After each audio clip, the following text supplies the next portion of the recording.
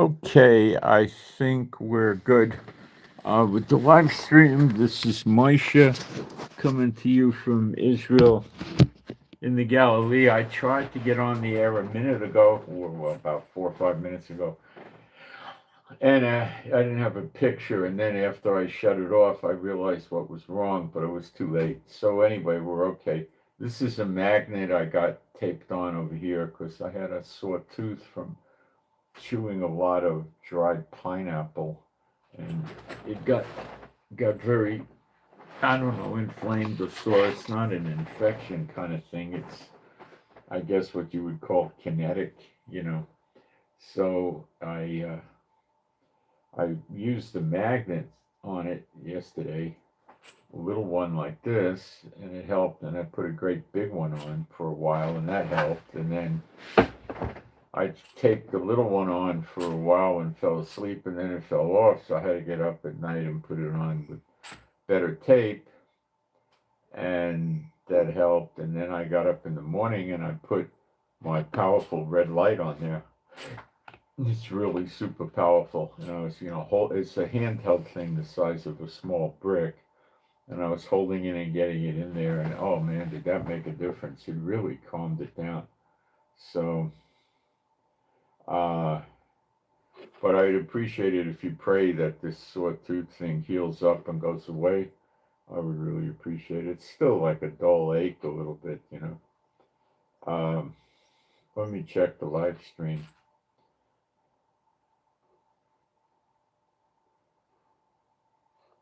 It's not coming up. Oh, it's trying to load. I don't know why.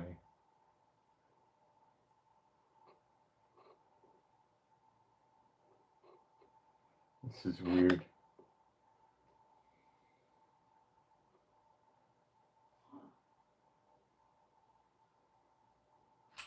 I don't know what's up with this. You know, I think if I reboot it, it could be it's stuck from the last live stream. The easiest solution is a reboot, I think. Because it looks good on the broadcasting.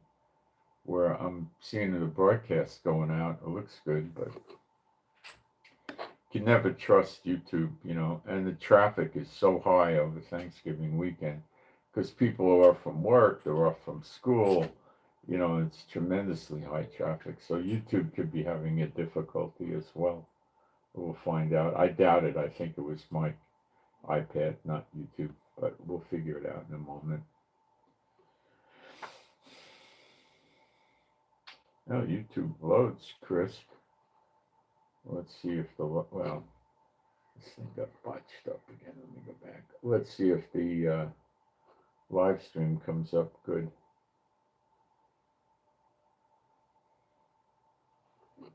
Yeah, it's fine. It was me, not the live stream. Okay. Let's see if the live stream comes up good. Yeah, everything is good. I couldn't. It was my iPad needed to be rebooted because it was stuck on the prior live stream. That's not a big deal. I got to put up a post in the chat. That'll take a brief period of time.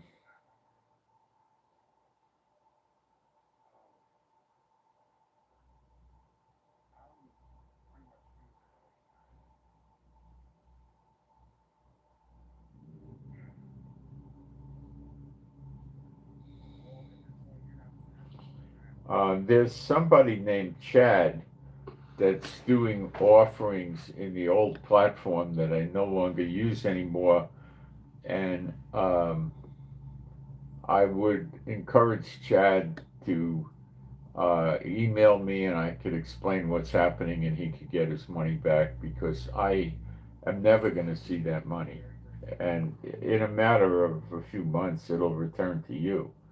But I can show you how to get it back quicker. So if Chad gets this message, I appreciate it. If he sends me an email, my email is in the description box.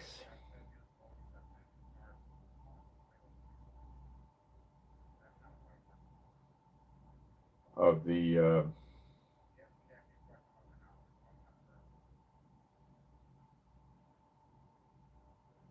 video. It's Israel Giving with the number 7 at gmail.com. Can we please talk about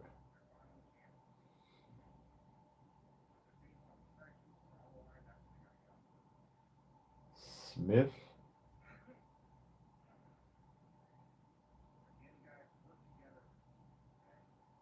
I don't know what you're trying to tell me, but what I do here on this channel for 13 years is I take the news and apply it to prophecy.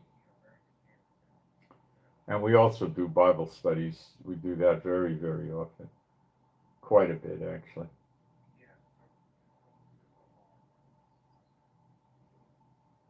Okay, I'm going to put a very fast post up in the chat, and then we'll get going. Israel was fighting in Syria yesterday. We had 6 wounded soldiers. It was quite a battle with terrorists, and it could likely, not for sure yet, but likely turn into a big operation in Syria, depending on how many terrorists they got there. The terrorists were apparently planning to swarm into Israel and kill us, coming in through the crossing between Syria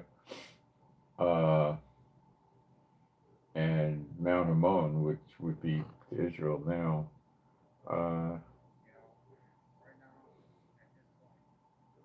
So if they're still around over there, which I think they are, there's going to be a big operation to get rid of them. Because all they're trying to do is come in and massacre us. And we're quite aware of that. And so that's not going to happen. Whatever they think is going to happen isn't going to happen.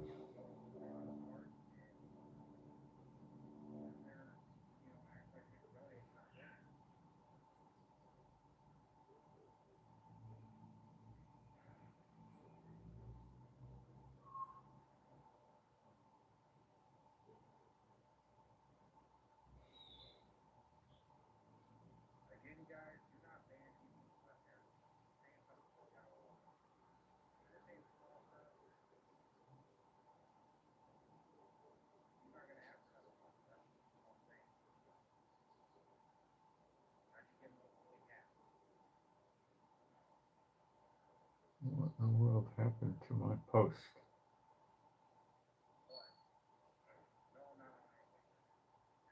Where did my post go? It went away.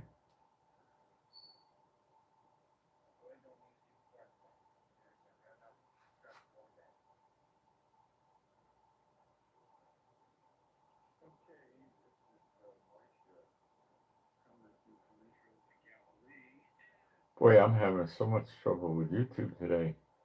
My gosh.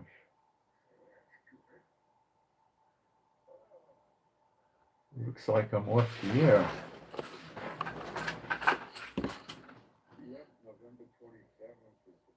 No, I'm not off the air. I'm on the wrong live stream again. Okay, hang on. Get rid of this.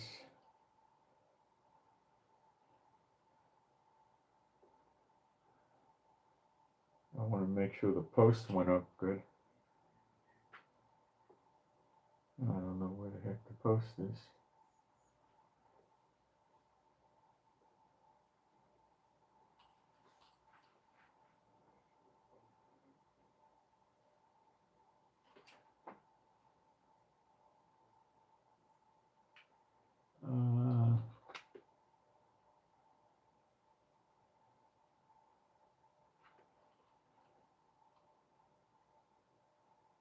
I think I lost my post. All right, I'll get it back. Crazy, huh? It's very busy on YouTube today. I think that's the problem. I think when I was sending my post up, somebody else was posting. And it knocked me off or something. I don't know. It's hard to figure out. I'm just going to concentrate and get this up real fast.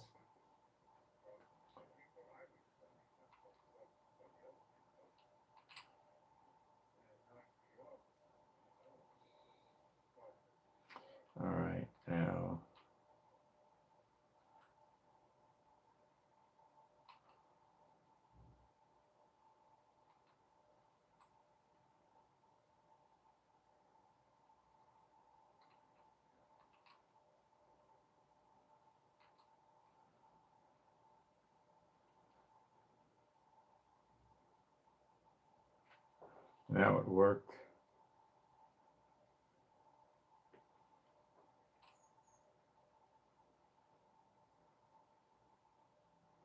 Okay. Being a Bible-believing site, I'm going to do some praise and then we'll get going. There is no God like Jehovah. There is no God like Jehovah. There is no God like Jehovah. There is no God like Jehovah. There is no God like Jehovah. There is no God like Jehovah. There is no God like Jehovah. There is no Messiah like Yeshua. There is no Messiah like Yeshua. There is no Messiah like Yeshua. There is no Messiah like Yeshua. There is no Messiah like Yeshua. There is no Messiah like Yeshua. There is no Messiah like Yeshua. Okay, let me shut the volume off. Okay, so why is Israel prepping for a large Aliyah? Aliyah means Jewish people returning to Israel. The literal would mean to go up, because it's considered a step up to come back to Israel. It might also be a carryover from when we had a temple, and it was on Mount Zion. It was a high mountain. It could also have something to do with that. I'm unsure. I don't think so, because I think it's a more modern term. So they're having meetings and they're preparing for it. This is a big deal.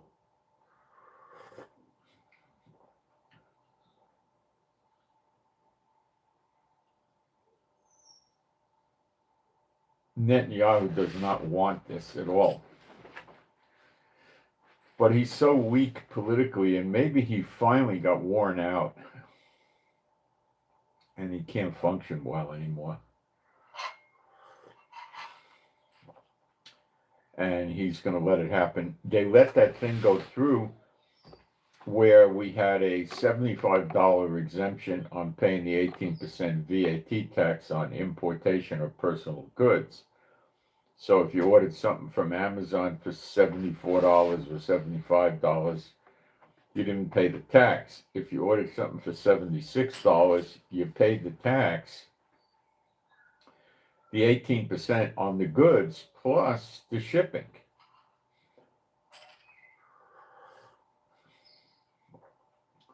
But there's a lot of things you could buy on Amazon where you have free shipping. You need the order to be $50, but it's with the post office. So it slows frozen molasses on a cold, icy day, but it will eventually show up, likely. Maybe not, but probably. The amount of time it takes Amazon to send a package to Israel from, say, America is probably faster than Israel sending a package from Tel Aviv to someplace in Israel that's 60, 70 miles away.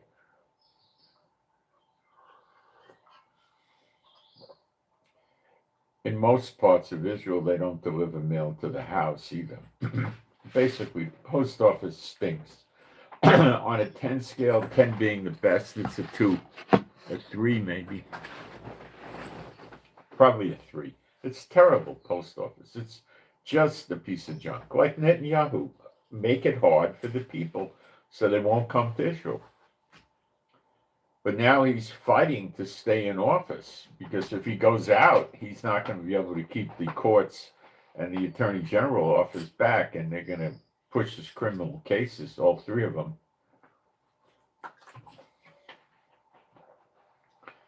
And that's going to mean prison probably if he gets convicted, which I think he will on 2 of them anyway. Plus, it will also bring about a very swift investigation, independent, not by the military, about what happened on October 7th. And that will likely implicate Netanyahu up to his eyeballs, in my opinion. And that can mean he never gets out of jail. The bad news is Netanyahu may figure he's better off trying to get Israel destroyed in wars than he is going to jail. A sick Piece of garbage like that thing called Netanyahu will do that. He's not what he says he is. He's constantly lying to people about that. It's a sick thing, guys. I don't even want to explain it. It's so sick. Okay. So they're getting ready. And what happens when people come to Israel in the old days, when I was here, like in the 90s, what would happen is the people would get housing if they wanted it. They had what looked like housing projects in America, except the buildings were 5-6 stories tall. And you got an apartment, and you lived in a little compound. Maybe there was 4 or 5 or 6 of these apartments, maybe a few more, and some big ones. I think you called it a Markaz Klita, and it had a fence around it. It was just new immigrants living there. And on the premises, they had Ulpan. So that's the language school. They teach you how to learn the language. And they used to teach you very well to learn the language. The new teachers under Netanyahu don't teach you very good at all. And the people don't really learn the language very good from the Ulpan. He's a real piece of garbage, So, if the people don't learn the language, then they pull the benefits away from the people, and then the people have to go back to the country they came from. See, most of the world doesn't understand what a piece of garbage this Netanyahu is, but a lot of people do. I call the curse on Israel, and life would be a lot better, even if you got another saith, but better than with this lunatic who's trying to keep himself out of jail and use the Prime Minister's office to do it. So he's just garbage. Israel would have been a much better country if the Attorney General just went to this lunatic and said, agree to this court order that you shall never be in politics, recede from the Likud party, and we'll drop the cases. But I don't think Netanyahu would agree to it.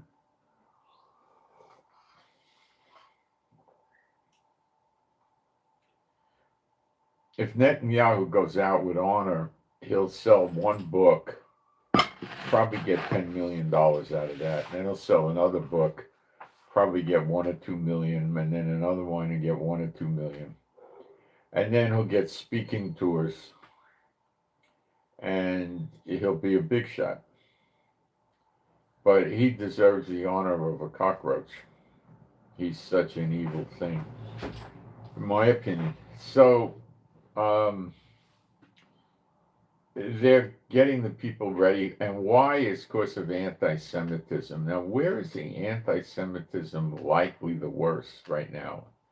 In America? No, you can't go around and start doing violence to Jews, and that doesn't work. Jews should buy guns. They have guns. They'll shoot back. So it will always be worse in the countries with the serious gun control. So I think that takes us to Europe mostly. I'm not hearing too much about South American anti-Semitism, nor the Caribbean. Canada has it. So some will undoubtedly come from Canada. But countries in Europe have it pretty bad. And the leaders of these countries are pro-Muslim terrorists, like some leaders in the UK, Macron in France, Spain is very bad. Some countries are good, So they're going to want to go out of these countries where it's bad.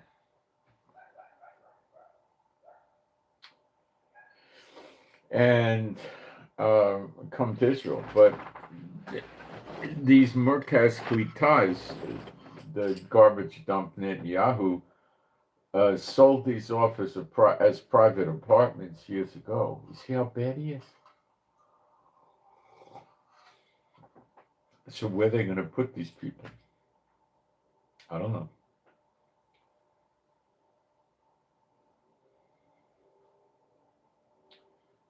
They would usually let them live about a year on the Marquez Clita.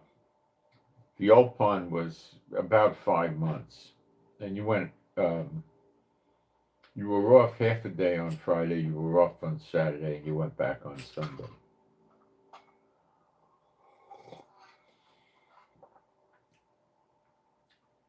And they had government office branches in the Marquez Clita.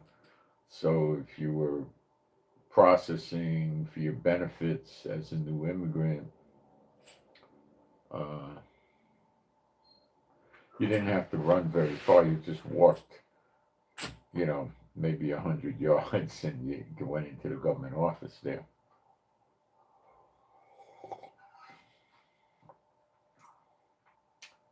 When I was in Israel back in the 90s, we had people coming into these Marquez Clitas that didn't know what an electric light switch was or what a flushing toilet was from Ethiopia. And they adjusted. So it's pretty tough what they're going to do now. They used to do what was called First Home in Israel, where they had kibbutzes that would take new immigrants in, okay? They got money from the government, and the new immigrant worked. So now, if they were old, I think if they were past, I don't know, 62 or 66 with men, they didn't work.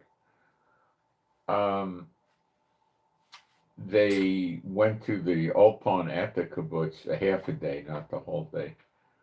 Then they had lunch, and then they worked a few hours for the kibbutz.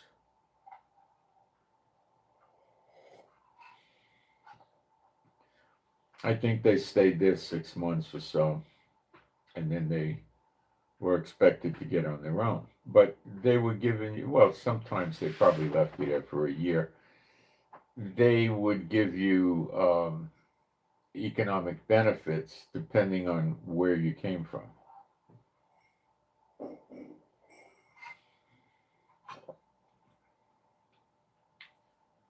So back then, if you wanted to move up near Lebanon, like Metula and places like that, they were giving you a house which was about, let me think, 1,000-ish, 1,200-ish square feet.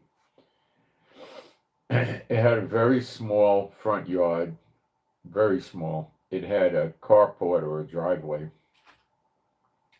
It had a backyard that wasn't that small, and it had a patio roof overhang and a slab of concrete so you could barbecue out there. And fences, usually I think you had to put them up.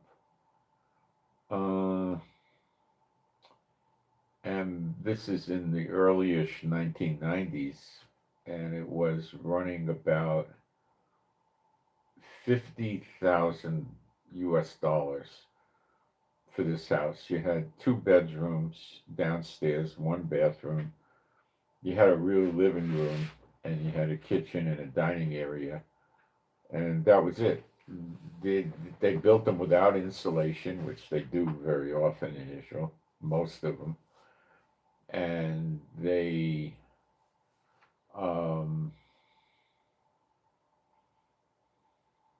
didn't have closets. Now, if you paid an extra $5,000, they put an upper level in your house. These were like townhouses, but they didn't have anybody over you or anything like that. Nearby, but not touching. So it was really a detached single-family house. And it had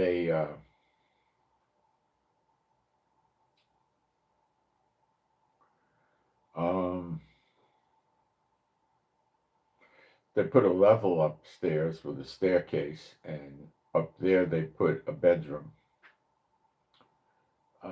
So if you had extra kids, you could make it into a 3-bedroom for $5,000. They wanted a $5,000 down payment from the people. So if you were coming from Russia back then or Ethiopia, you would get a rather large amount of money from the government. The way a lot of Russians came here back then when they had 1 million in a little over a year, the way they came was mommy and daddy, the children, and grandma and grandpa. So they all pooled their money together, and because they were getting what's called the cash basket. And they were getting money for furniture and for all sorts of stuff, because these people had nothing, People that were old people retired from Russia, they got a pension that was probably, $50 US a month, really.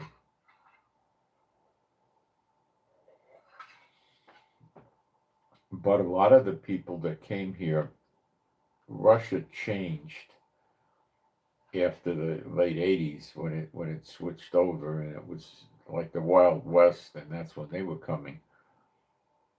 And the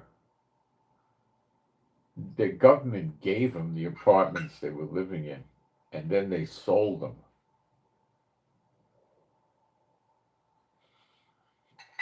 And they didn't have a mortgage, so they were pocketing the money. So the Israelis, when it all came out like that, got mad because some of them were getting, $50,000, $75,000, $80,000, and they were getting all kinds of aid from Israel. And what they were doing is they were going and buying new cars. Not only would they have a down payment for a house, they were buying a new car. And they were buying Russian driver's licenses that were fraudulent in Russia. And they never had a car or learned how to drive in Russia. Back then, very few people had a car, so they would come over with a phony license. And I know the story, that we heard is they go and they buy the car, and then you got to wait a week or 10 days or whatever till the process goes through and you can drive the car away. You have to get insurance and stuff like that. So they went to go drive the car away, and they go to the salesman and they say, show me a few things. They never drove a car before. They had guts. Maybe some of them had a friend who knew how to drive, go and take the car, and then they went out and practiced with somebody. Because they take their Russian driver's license. Israel couldn't verify the license with Russia. There was no relationship to that. So they took it on its face value. And what they did was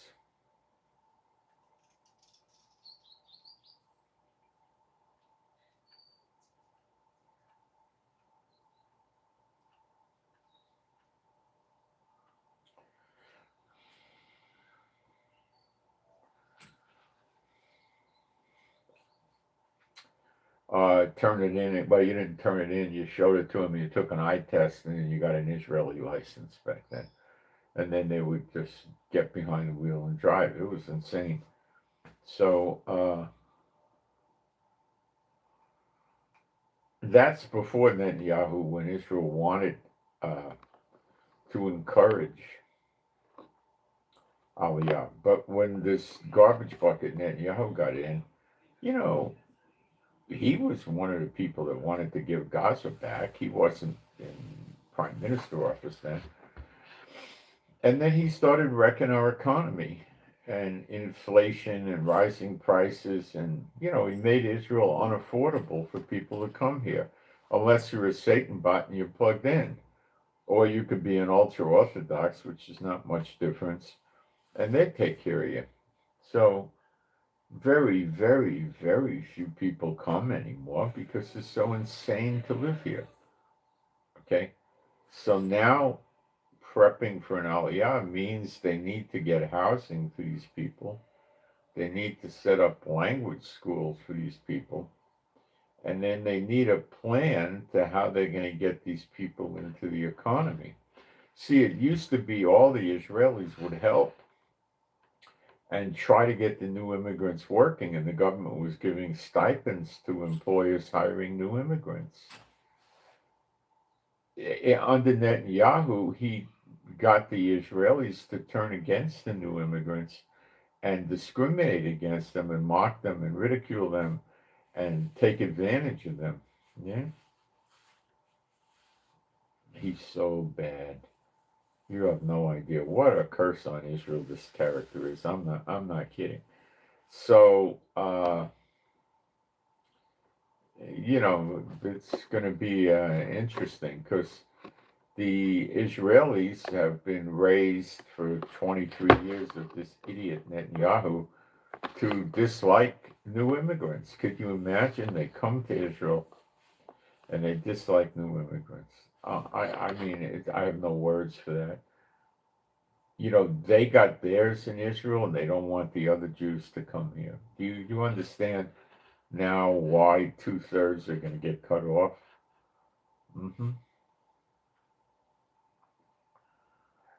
Israel is not like any other country in the world, not according to God. And they're going to be so sorry for what they're doing because they won't fear God.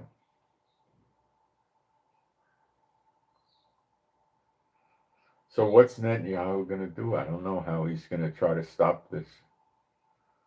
And maybe he can't.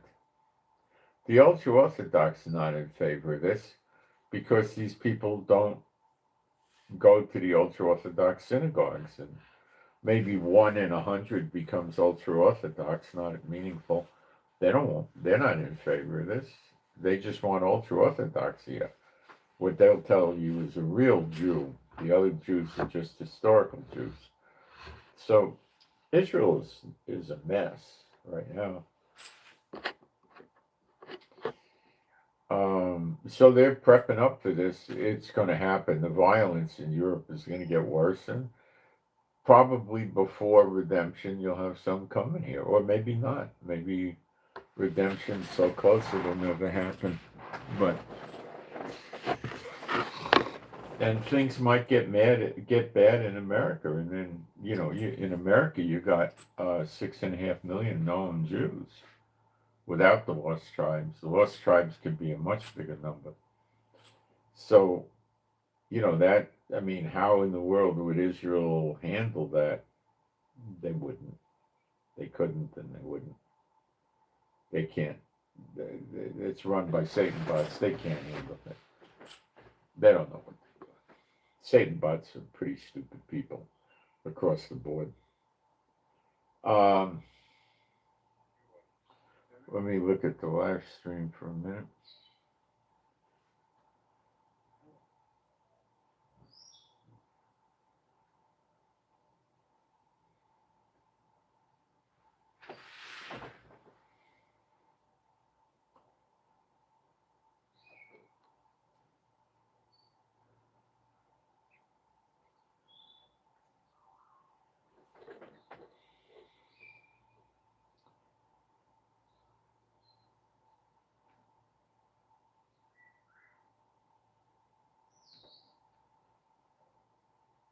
Okay, the new layout with the live streams is so poor.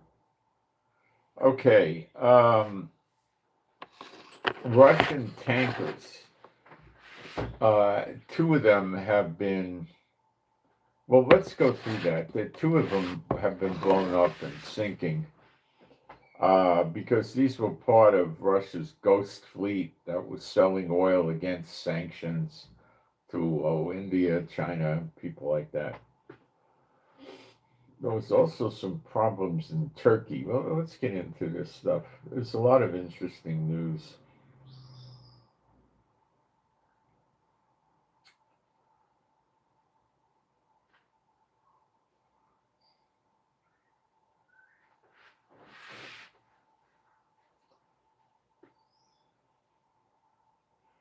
We're going to talk a bunch about earthquake swarms today, but this is an interesting one. 500 earthquakes shake Iran, an enemy of Israel that threatens Israel all the time, in a 30-day month. In a month, 600 earthquakes in a month in Iran. Now, that's not the extent of it, though. Let's go through the rest of the places going back just 90 days. Indonesia, in the last 90 days, had about 1,400 earthquakes. Okay. There was one the big one was a 6.4. So they're not all tiny. Japan, again, this is all 90 days. 506 earthquakes. Mexico, same 90 days, 1,053.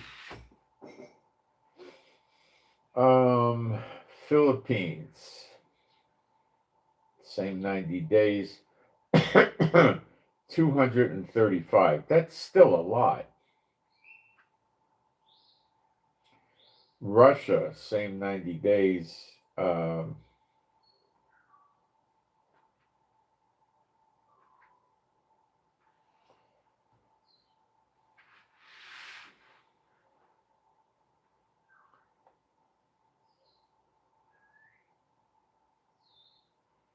it doesn't give me a count for Russia.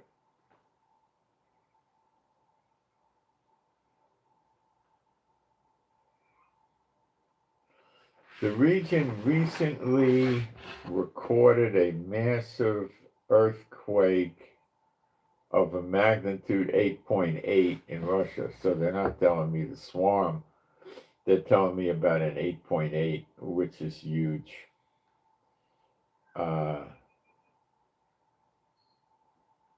Huge. Okay, now we go to Alaska.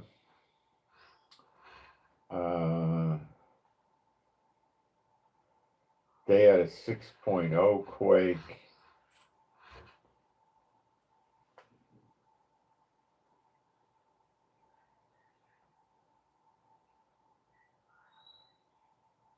It's got some swarms going on there, but I don't have the count right here.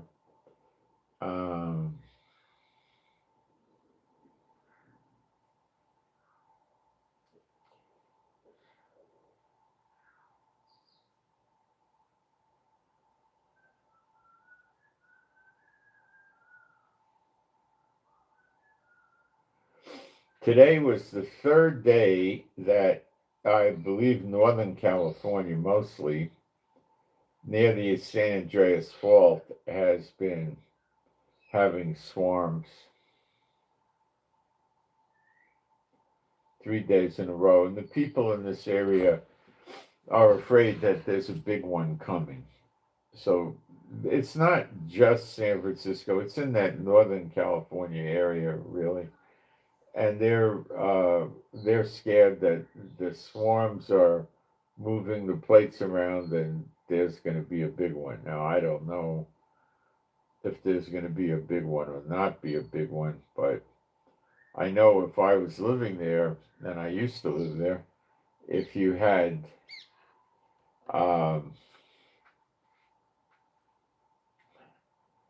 3 days of earthquake swarms, it would be pretty frightening.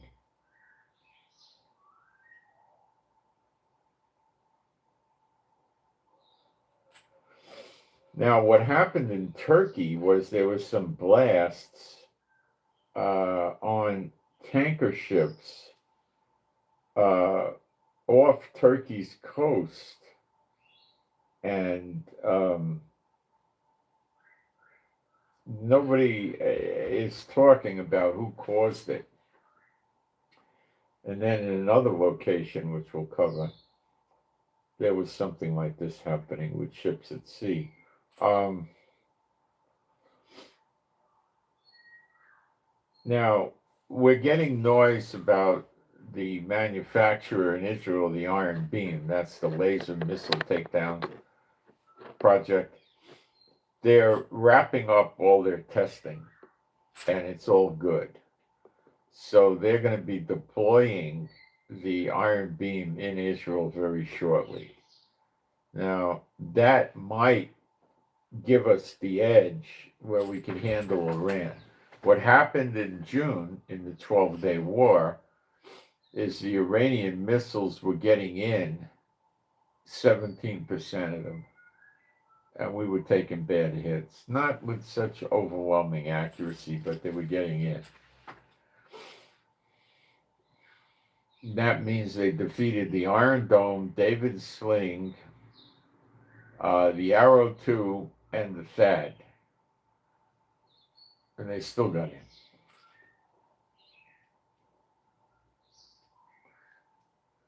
Now, I could try to look up and see if the Iron Beam can do takedowns at a longer range. It's not really intended for that. It's what you'll get, but it might work. It might work.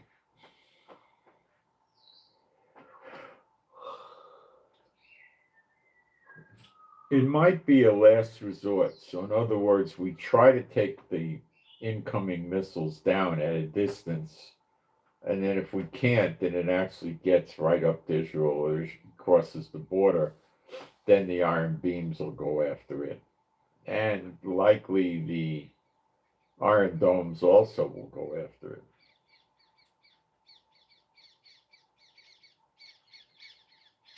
So we're going to have these Iron Beams deployed in Israel within weeks. How many we have, I don't know. I hope we got 100, but we'll have to see.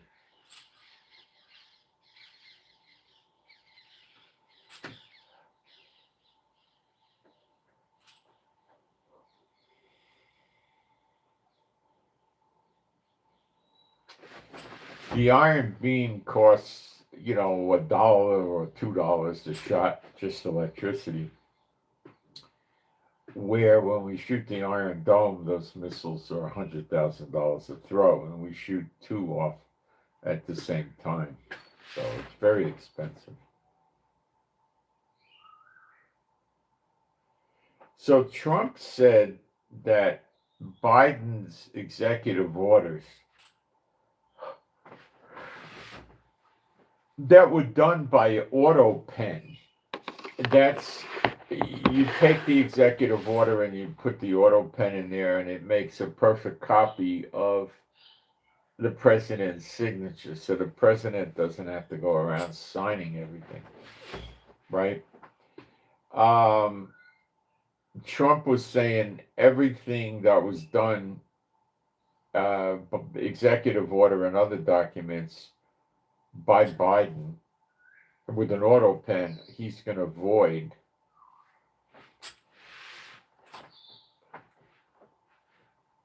And he's basically saying that Biden wasn't really in control. Other people were running the auto pen. So he's saying that people Biden was an incompetent nincompoop with dementia, and other people in the administration were writing executive orders and signing them with the auto pen, and Biden didn't even know what was going on. We need to do some spiritual warfare. They keep coming back and trying to make me think it doesn't work. They just bring new ones in to do it. B'Shem Yeshua HaMashiach, I bind all you unclean spirits from remaining inside any person attempting to do any spiritual warfare aimed directed at targeting me or my family or anyone else associated with or listening to or watching the broadcast. Any unclean spirit that's inside a person doing such things has to depart from the person immediately, never to return unto them again. And also depart from every person that lives in the same house as these people, and every person that lives within 3 miles of these people. 3 miles. Okay? If they know these people or not, it doesn't matter. They're coming out of these people for a 3 mile radius. In addition, every person that works at the company with these people doing this, the unclean spirits will immediately come out from every person that owns, operates, controls, works for this company or business. In addition, no unclean spirit will go into any of these people or guide them, lead them, direct them, help them, give them advice, or do anything for them or on their behalf or protect them for a period of 1 year continuously, beginning now. And in addition, wherever these people go, when they get within 25 feet of a person with an unclean spirit, that unclean spirit will have to depart from the person immediately. And the unclean spirits can give no warning about this, nor ever give an explanation as to what happened after the fact.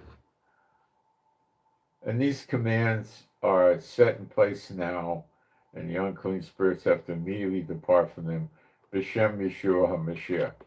In the event that there's an unclean spirit not in a person attempting to do witchcraft, sorcery, spells, enchantments, or anything of the like, I command this unclean spirit or these unclean spirits to go to the place where unclean spirits are kicked out of people and stay there for 1 year continuously, beginning now.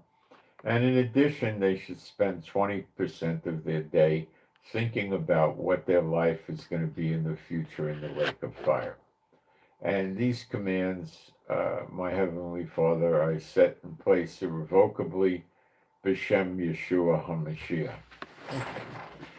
You know, Satan has to learn that the more he bothers us, the more we bother him, you know? And it's infuriating to him because we're mortals, but tough luck. We got the keys to the kingdom. He's got the keys to nothing.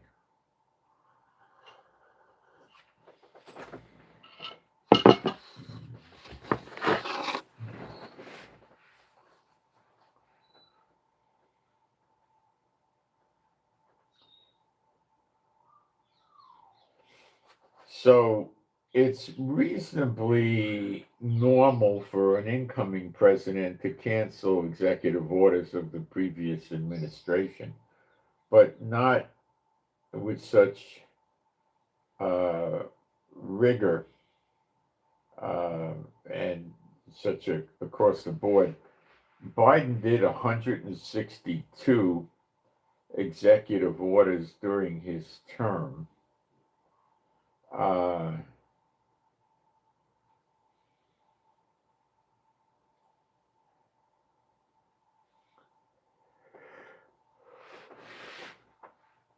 We don't know how many were signed by Biden or signed with an auto pen.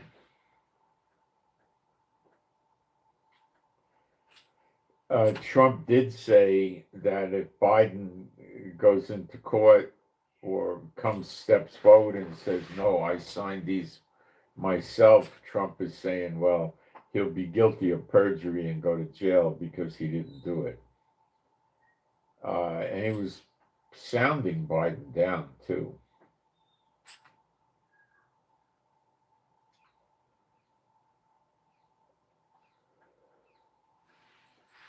Dozens of Biden's executive orders have already been canceled.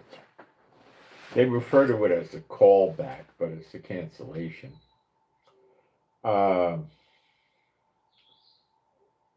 Actually, 70 of Biden's executive orders have been knocked off.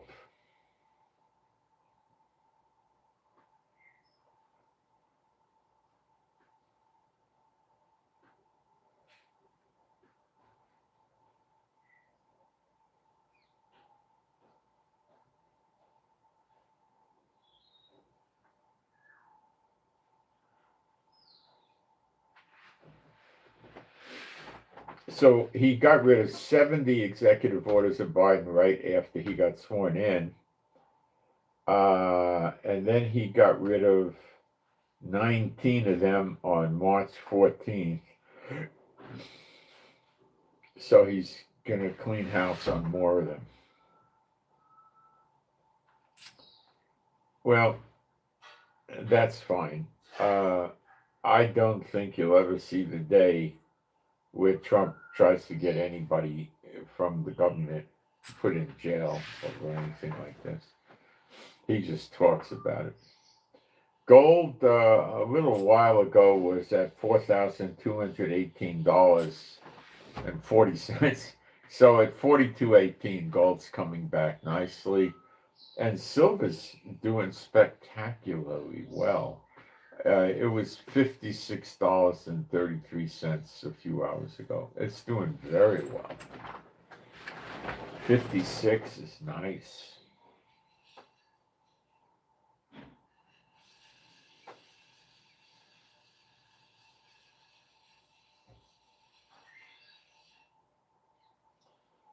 So a commercial oil tanker by the name VIRAT on the Black Sea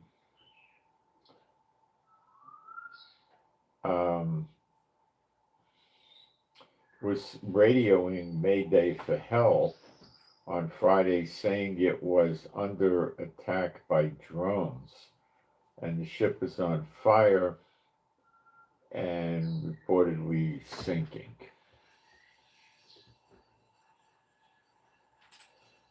The vessel is listed as a Ukrainian on a Ukrainian website as allegedly being part of Russia's shadow fleet of oil tankers. In other words, they're selling oil, but people don't know it's the Russian oil.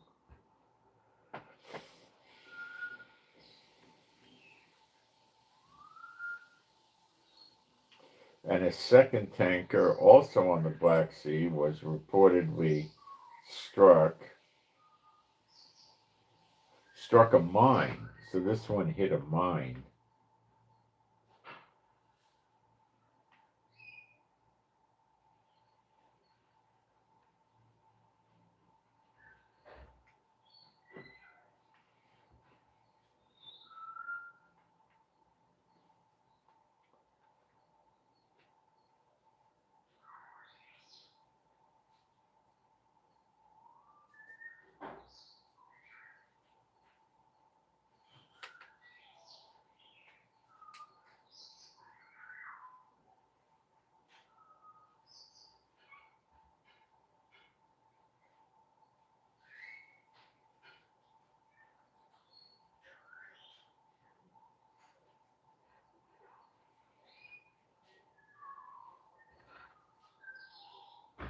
And the one that hit the mine is also sinking as well. And then there was some problems with blasts or explosions at some Russian tankers around Turkey. So somebody's punishing Russia for breaking sanctions with these vessels. Now, I don't know who it is. Israel would have no interest in this. Is it America or is it Ukraine? I don't know yet. But it'll probably come out.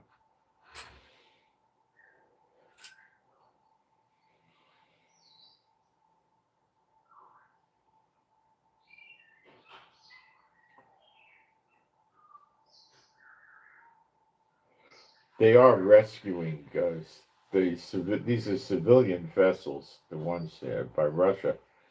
So they're attempting to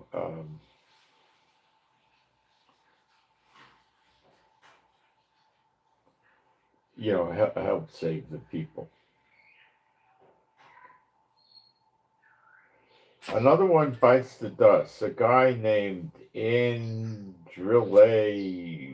Yermak, chief of staff of the Ukraine's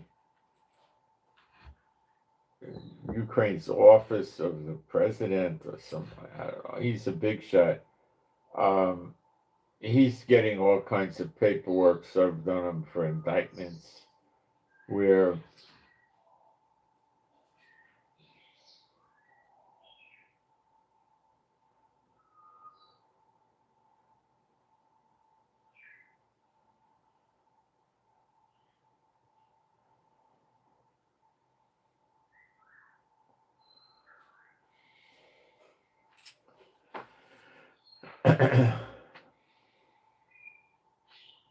So I think that Zelensky told this guy to resign, and he didn't resign. So then the anti-corruption police went to his house and his office and started collecting papers, and then this guy resigned.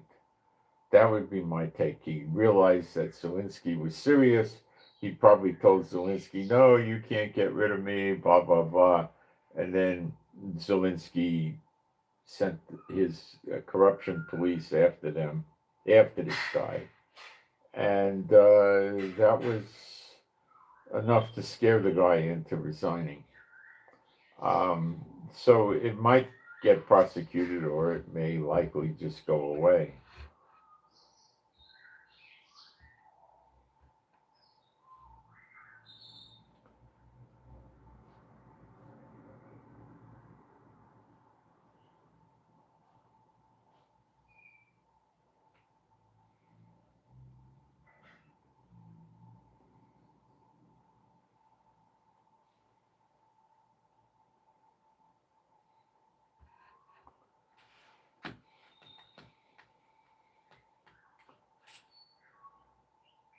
So this guy Yemek is getting, is scared, and he realizes the power that Zelensky has, and he resigned. I guess that's my take on it. I think it's unlikely that he was targeted against Zelensky's wishes. I don't think too much goes on in Ukraine against Zelensky's wishes. Flights, train, so aircraft flights and train schedules were canceled in Italy, who is pro-Israel.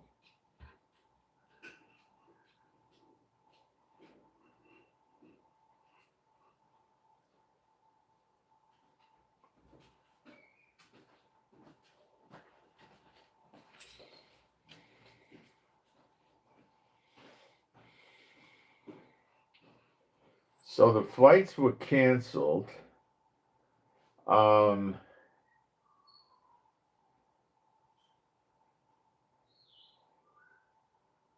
There was basically protests against Italy's pro-Israel policy.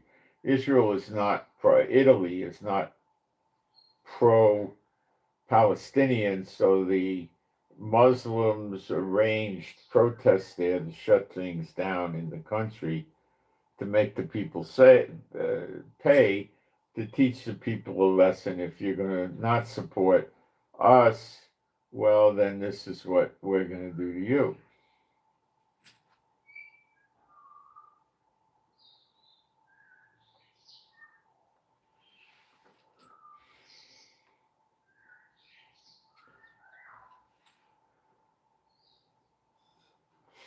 So there was a big firefight with our soldier and terrorists at the base of Mount Hermon in Syria, right by our border. 9 terrorists were dead and 6 Israeli soldiers wounded, none dead. And they're going to probably turn this into a larger scale cleanup and get rid of them.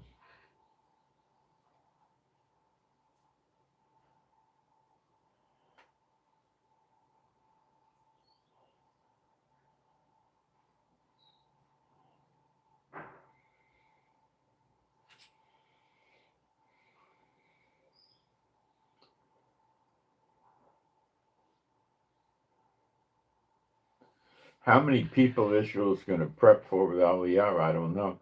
Israel could handle 10,000 without much change. Now, that 10,000 could be staggered, like 2,000 or 3,000 a month. But if they got to handle 50 or 250,000, they're going to have to make major modifications in Israel. And the housing is tight now anyway, so I don't know what they're going to do. I don't know. Put them in hotels, that's what they'll do. They did that in the 1990s. The Ethiopians were kind of funny people. I used to talk to them. They were sweet people. They used to carry their babies around on their back, and they would put like a shawl over the baby was like in a papoose kind of thing. I lack of better words, like a papoose thing, and they would put a shawl or something over the baby, and the mother would walk around with the baby just sleeping there on her back and stuff. And the baby probably didn't really care. I mean, you're talking months, under a year, probably under 7 or 8 months old baby, little kids, 2, 3, 4, 5 months, they'll sleep anywhere, they don't care. So I used to talk to them in Hebrew, so the conversations were rather basic. And they were really gentle, nice people. But, the Israeli government, we were having to pay $5,000 to buy one of these houses. They were giving a down payment. They offered this to the Ethiopians with no down payment. And the Ethiopians wouldn't do it. And the Ethiopians weren't taking jobs. It was very odd. They didn't want to work. And we had to move them out of the Merkaz Klita to make room for other people coming to Israel. And they didn't have a place to go, so we wound up putting them in hotels. Not the 5-star hotels, the 3 stars, which would be like a 2-star in reality. It would be clean enough, and that's where they stayed. And they used to congregate outside in the street in the fresh air. Outside the hotel, you'd see 20 of them, 30 of them hanging around, just chit-chatting in the fresh air in the nice weather. Their kids went to school. They understood the value of an education. They pushed the kid in school. And a lot of them went into the military. Yeah. Border police, which is military. And military. They adapted to that quite well. They really made good soldiers. And some of them got other jobs. There was tremendous heavy discrimination against them. And the Russians, too. Back in the 90s, nobody discriminated against Americans. Now they do. But back then they didn't. They were nice. They were nice to you. They were glad you were here. They asked you, why'd you come here? They couldn't understand. I mean, women would jump all over you in Israel back then to try to marry you. That they can make you, they would convince you that they want to live in America. Let's go back to America. I was married, okay, when I was here then, not to my wife. It was a different one. That's another story I've told you guys at times. But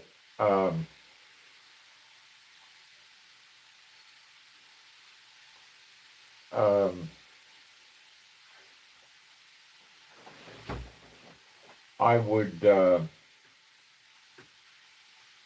I remember many times they just basically throw themselves at you. Not that they're going to want to sleep with you, that they want to, like date you and stuff like that. And what it was about was going to America. Because that was the big thing here in Israel. Let's leave Israel and go to America. And America in the 1990s was a much nicer country, than it is today by a long shot. I mean, you're talking pre-Obama, and, we're talking the mid-90s, let's say the early to the mid-1990s. Life was pretty easy in America. I mean, what, a 2-bedroom apartment in a real nice project, a townhouse, with the swimming pool and the gym and your parking was good and everything. It was probably about $500-600 a month in Florida. See, there's no place in Israel that has a apartment house complex like that. Not a single one. ever anywhere in Israel. They don't know from this, And what are the houses like in there? Well, you'd have wall-to-wall carpeting. Whoa. You'd have insulation. Whoa. You had a dishwasher. Whoa. You had a washer and dryer. Whoa. Uh, you could go swimming in the pool in the complex. Some complexes had more than one pool. Whoa. You had a gym. Wow. You had a jacuzzi. Whoa. You had good parking. It was relatively safe. Um, the cost of living wasn't high. The crime wasn't so bad. Um, it was pretty good, you know. Uh, so they wanted to go live there. But most of them were pretty tough gals. They were in the military. And not like people that live in Europe or America. They were more South America. They were much tougher. Um, and, they wouldn't want to have just a free ride. They would work. If they needed to go to school, they would go to school. And I was married. I wasn't entertaining this, but they would just throw themselves at you. You know, um, all over the place. It was like crazy. And what did they want? They wanted a ticket to live in America. Israelis were able to go to America. They were able to get a 10-year visa. They couldn't stay for 10 years. They were able to stay for 6 months. Then they had to go out, I think, for 6 months.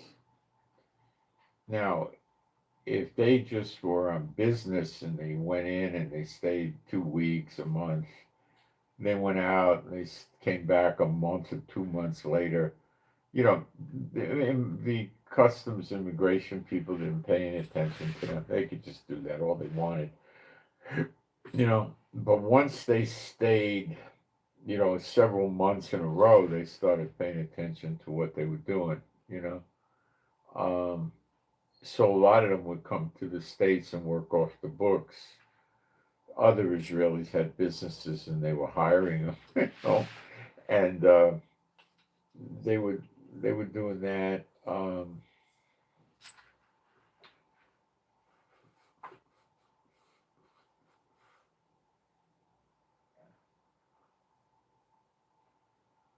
So there was, I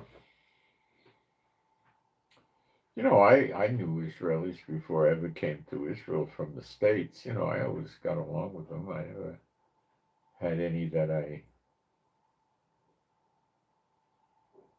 didn't get along with.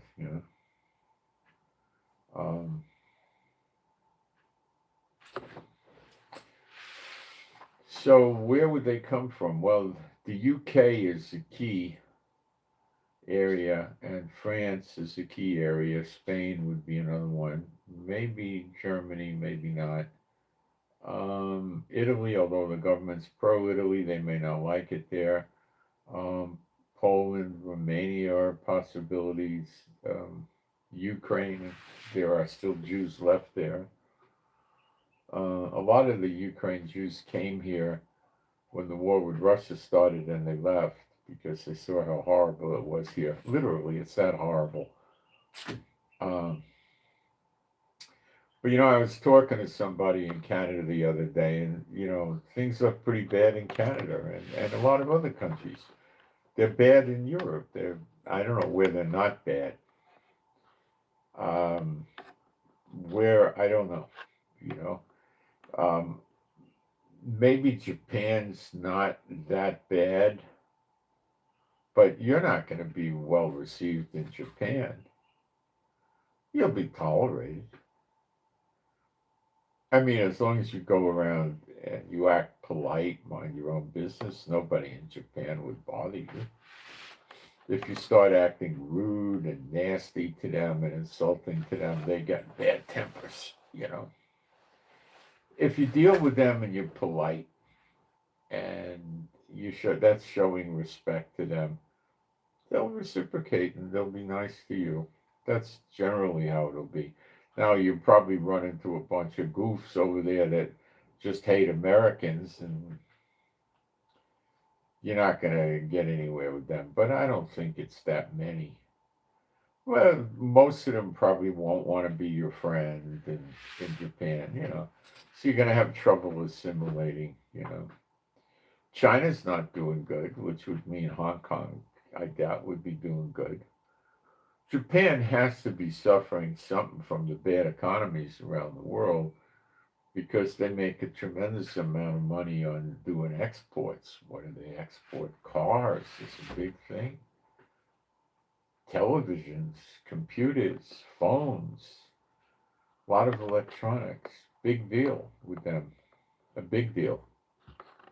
And, that stuff, motorcycles, uh, you got, Honda, Kawasaki, Yamaha. They sell lots of motorcycles. You got Toyota, Nissan. They got that luxury Toyota. I forget the name of it. And, they got big car things going, and they sell a lot of appliances, electronic stuff. China probably is more so than that, but the Japanese stuff tends to be good. They sell watches and cameras, Canon and Nikon cameras. Casio, Seiko, and Citizen are all Japanese watches, I believe, but a lot of their lower price products are made in China.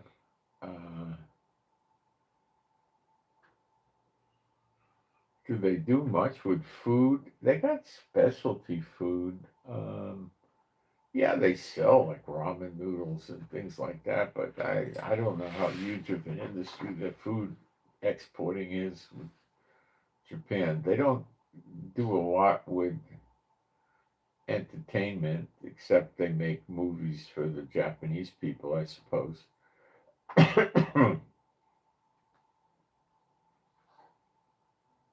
They make tires for cars. Probably many other things. They're actually in the garment business too.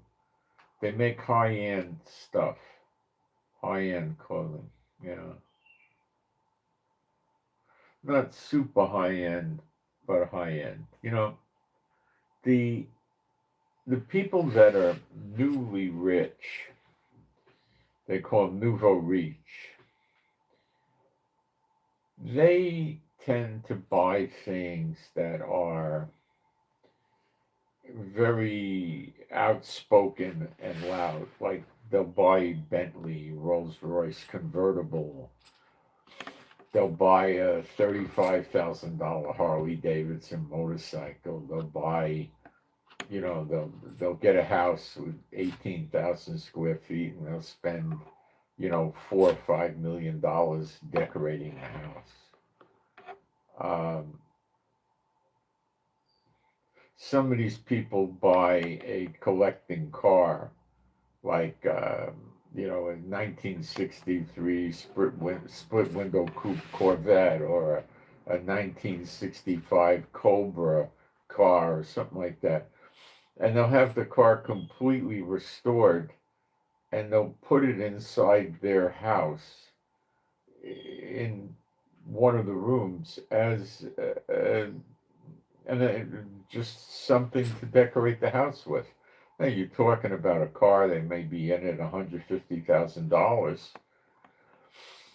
and they got it over there just as a showpiece. It's sitting on a pan, an aluminum pan, so if it drops oil, it goes into the aluminum pan. And they probably have to have somebody come and start the car and do something with the car every 6 months or something. Or I don't know how the car might go to rot, I don't know. And they'll have not one of them, they'll have two or three of them, And then they'll buy some guy's football or baseball jersey or basketball, some superstar, they'll have it in a glass frame, and I don't know what they pay for that, $10,000 or something, who knows.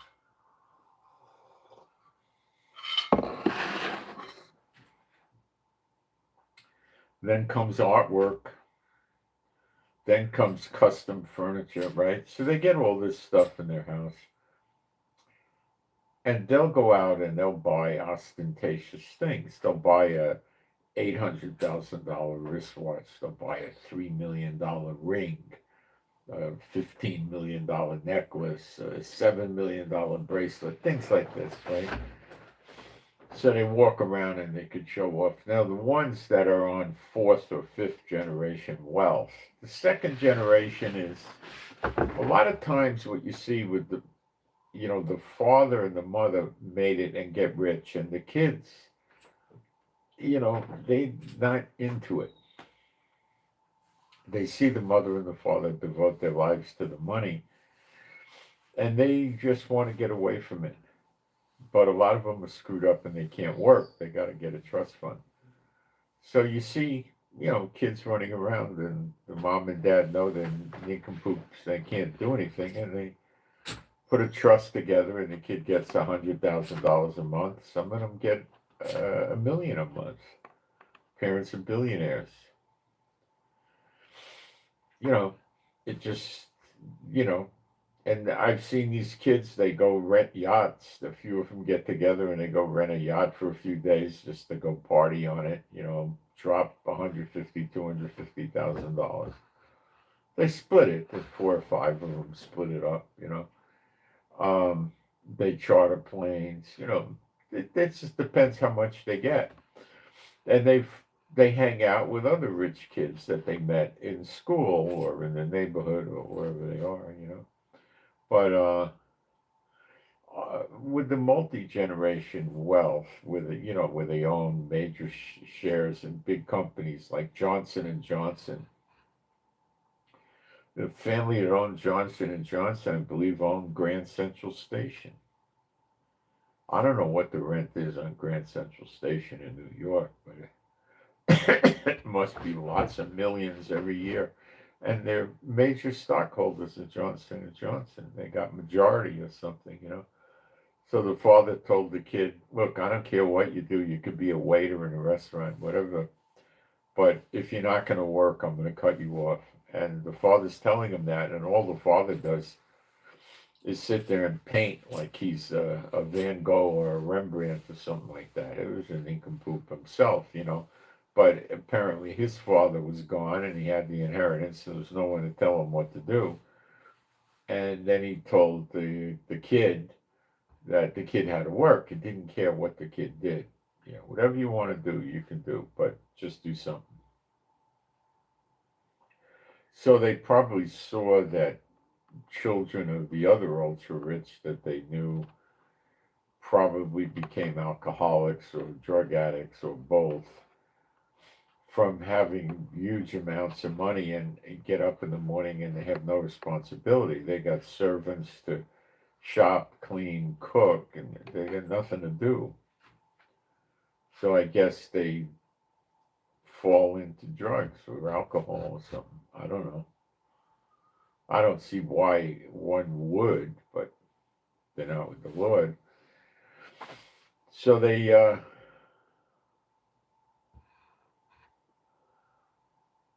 most of the time they want them to work,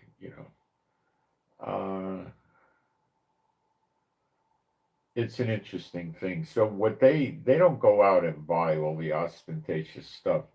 It doesn't have that much value to them. You know what they like? Living in the same mansion or estate. An estate would be like a 5 or 10,000 square foot house, or even bigger, on 40 or 80 or 100 acres or even more. You know, and the house stays in the family generation after generation. So they're very possessive of the house because they knew grandma and grandpa when they lived there. They knew mom and dad that they lived there, and a lot of these people, when their kids um, grow up, they have a bedroom that the kid grew up in, right? And then the kid goes to boarding school or goes to college, and they keep the kid's room and with the kid's toys and everything.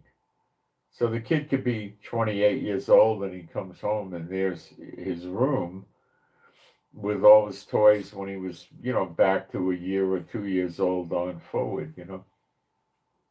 And they keep that stuff. And that's what is rather important to them, you know, that they have the house that their family had. They have the boat, the yacht that their family had. To have the furniture that their family had. So yeah, they might have a Rolex or a Patek Philippe or something like that, and they might have a Rolls, or they might, but that's not really their thing. Their thing is getting attached to physical property because it belonged to their ancestors, even if it was just their parents. That's what gives them pleasure. I guess that they could have this stuff that they don't. They get born in a house and they stay in that house their whole life. Well, it's a series of houses. Usually they got multiple houses and estates and they keep those, and that's where they're from, and that's what they do. And a lot of them keep the servants, you know, how long was this person your personal secretary? Oh, 23 years, or, you know, 34 years. Or, they try to keep these people. They don't quite treat them like family, but they take care of these people. Um, if they're going to redecorate, a lot of times they'll just say, well, let's redecorate this sitting room or whatever room they got in the house. And they'll ask the servants if they want, a sofa or a big table for their house or something like that. And if they say yes, they'll get a truck and a driver to come take it and give it to them. Um, you know, uh, they do that a lot. They could give clothes to them. Many things. They're going to change stereos. They'll give it to them.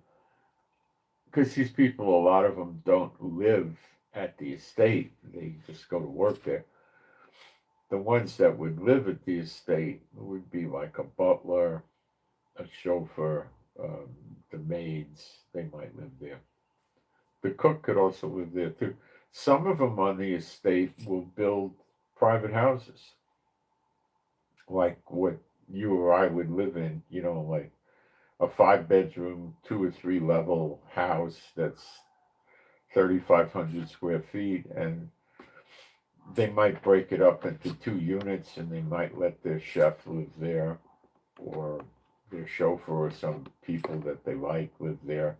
A lot of times, maybe the chauffeur is married to the secretary or one of the maids, and they let some of the people live on the property that way. They don't live in the mansion.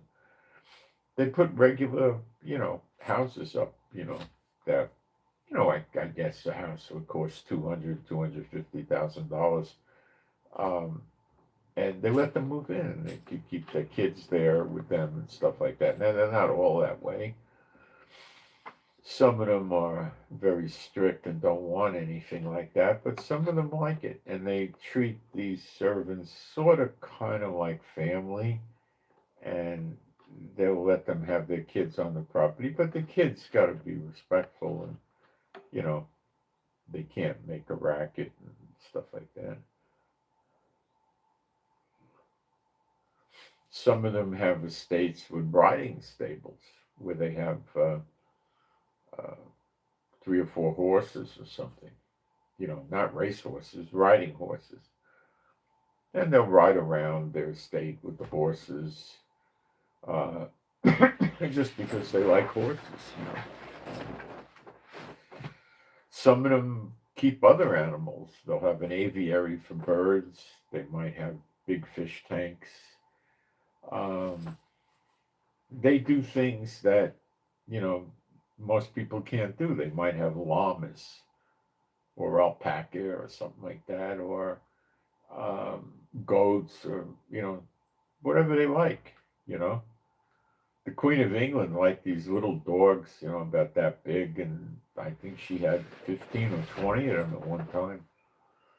And she'd run around with them, Then they got all kinds of, quirks, but somebody that just made money on the internet or with computers or writing apps or something like that, they'll get off on showing people, their new boat, their new cars, and the old money doesn't show that stuff off. It's not very relevant to them. They might like a Rolls Royce because they grew up with them, and Grandpa's old Rolls Royce is 40, 50 years old. You can't use it anymore, so they buy new ones. And they like them. They're good cars. If you've ever been in a Rolls Royce and driven one, you'll find out that they're surprisingly fast, shockingly fast. And they got surprisingly excellent brakes. I mean, the first time, I was shocked how the thing, when you hit the gas, how it gets up and goes and how it stops. And the handling's not so great, but they're really excellent cars. I mean, there's no doubt about them. But, you get the same type of an effect with a Mercedes for a lot less money.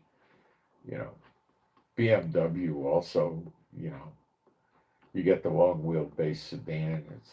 It's excellent. But is the Rolls Royce and the Bentley better? It is. It's quieter. It can be larger. They're convertibles. When the top is up, it's just about like having a hard top. It even looks like a hard top at a quick glance without close inspection. It has a dome light. I never saw an American car with a dome light in a convertible in my life, a Cadillac or a Lincoln or anything. I never saw that, but they do it. I mean, that's a complicated thing, and they do it. And they have liners in there, so you don't see the metal frame. And, now they used to make American cars. Ford had them, and I don't remember who else, where they had an actual hard top. You didn't have much of a trunk. You push the button, and the motor would open the trunk not from the rear, from the front of the trunk towards the passenger compartment, and the roof would go into the trunk, and then the trunk would close. So you actually had a hard top on the car. So that kills the convertible, of course, because in the cold weather, you have a real hard top. Or if you want to park it with security, nobody's going to take a knife and cut open a hard top. So you can use the hard top. But that was the idea. Other cars do the same thing today. But, the Rolls Royce and those things are going to be more prestigious for them and stuff like that. And these people are basically jerks. And they're on the board of directors of big companies. They're Satan bots, Through the family, they become Satan bots. If they weren't Satan bots, they'd lose their money. They'd get sued, ripped off, scammed, frauded, cursed, sick. They wouldn't make it. And they don't value the same things that people that just make a lot of money value. See, people that are just making a lot of money, which will be the case with us very shortly, they want, I never had a house this big. I never had a house this nice. See, the rich had that all the time. They grew up in them. They always had it. It's the only thing they knew. I never had servants. Well, they always had servants, and they become close with their servants, and the servants become close with them. And they really take care of the servants, They treat them like family.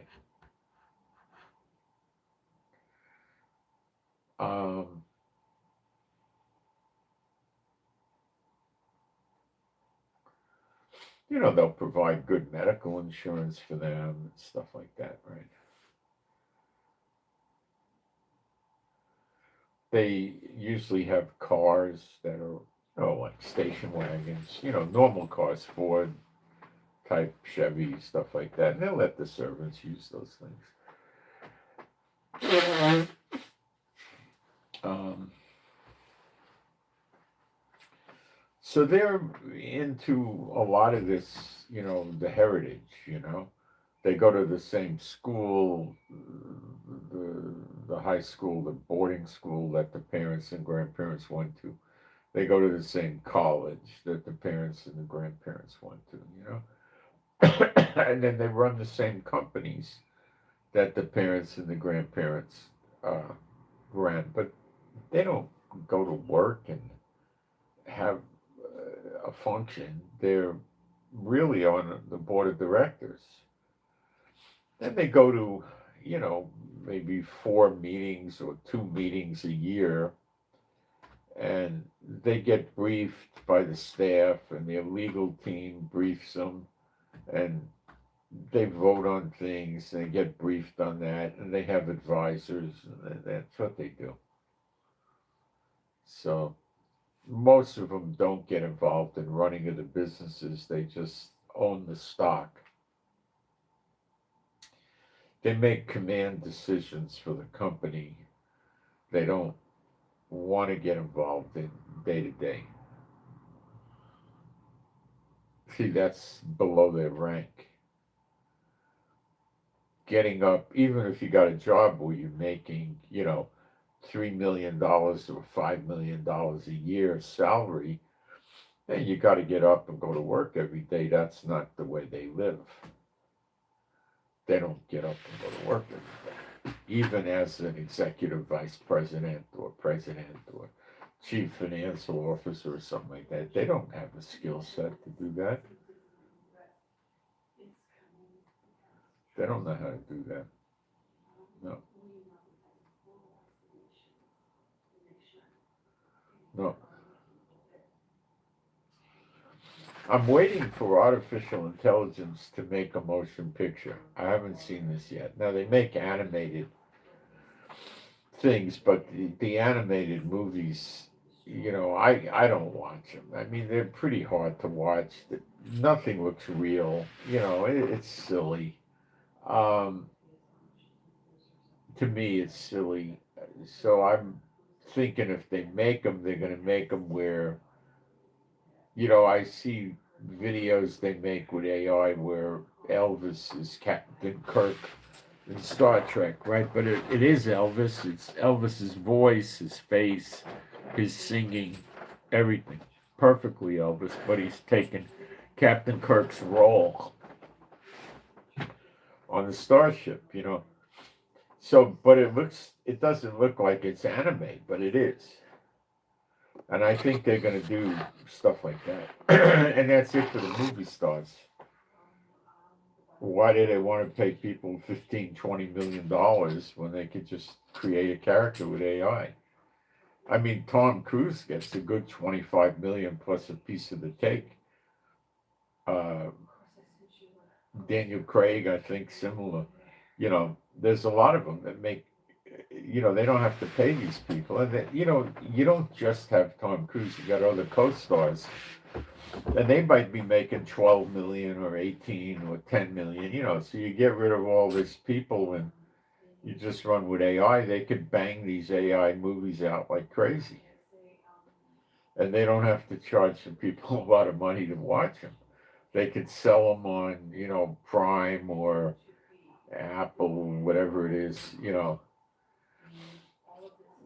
instead of selling these things to people for $15-20 to watch it or rent it, they could sell it to them for $1 or $2. It'd be an interesting thing. They might not even sell them to the people. They just might, Netflix and those kind of places, Disney and Netflix. You pay a monthly fee and that's it. There's nothing to buy. They don't sell any movies or pay to rent any movies. So they would probably bang these movies out and, try to give the people, 2 a week or something like that. Then they could raise the price of a monthly service maybe by $3 or $5 a month, which is a lot of money if you got 12 or 25 million people, you know.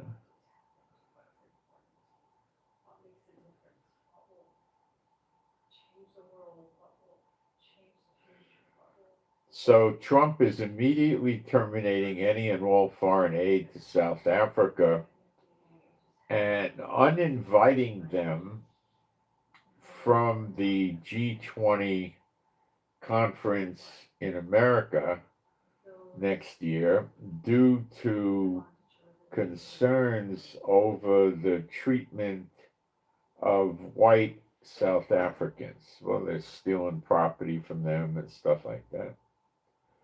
I don't know what Trump's going to be able to do about it. I don't think this is going to get the South Africans to stop or anything. They're, I think, into some sort of a revenge thing. So I don't know why the people don't just move out. There are Jews there. They may come to Israel.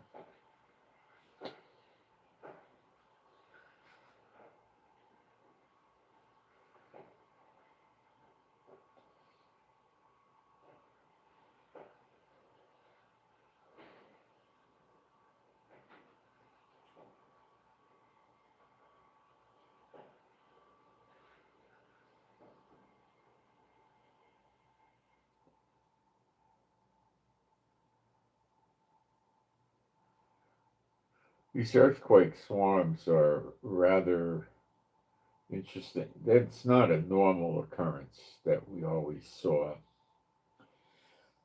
I remember reading and hearing about earthquake swarms, but not in the amounts that we're getting now, and not in so many different places, all within 90 days, you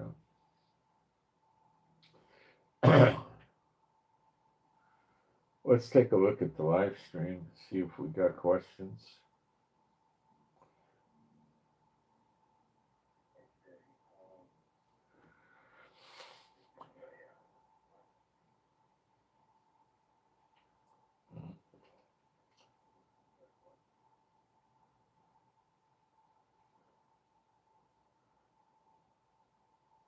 It's so hard to work with this new format.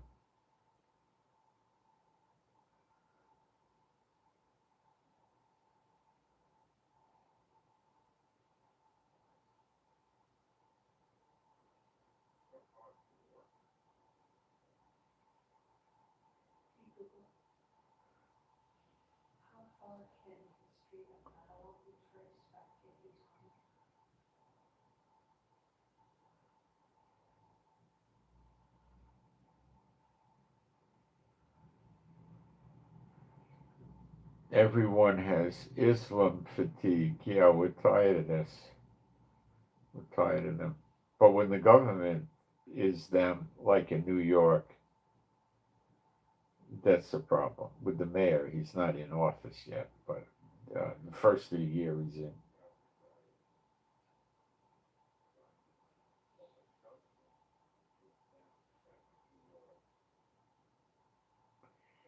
I don't know what the people, if we're going to see an Aliyah from people from New York, I don't know.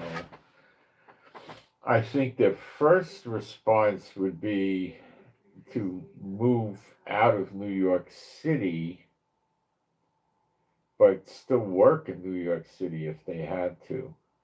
But if you work in New York City, you still have to pay New York City tax, even if you don't live there.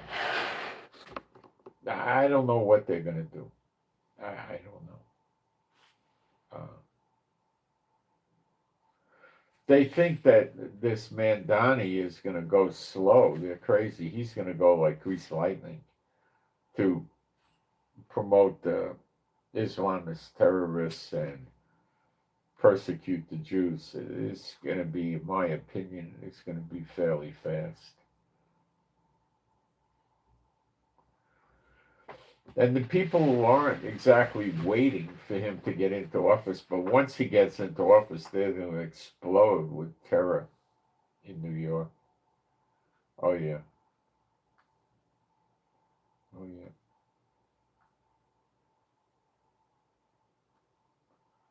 Yep.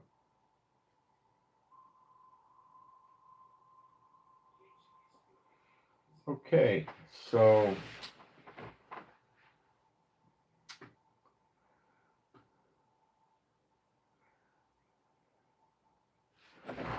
let's take a look at Mark 13.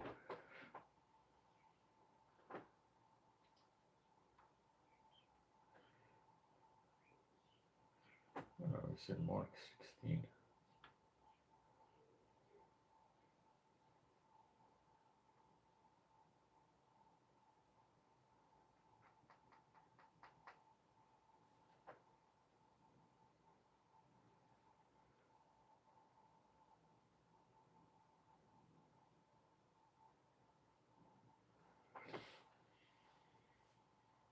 And as he went out of the temple, one of his disciples saith unto him, Master, see what manner of stones and what buildings are here. And Yeshua answering, said unto him, Seest thou these great buildings? There shall not be left one stone upon another that shall not be thrown down. And as he sat upon the Mount of Olives over against the temple, and John, now the Mount of Olives, I think, is about a third of a mile from where we think the temple is. So maybe it's closer than we think it is, where it was. Against the temple. Over against the temple. That's interesting. The temple,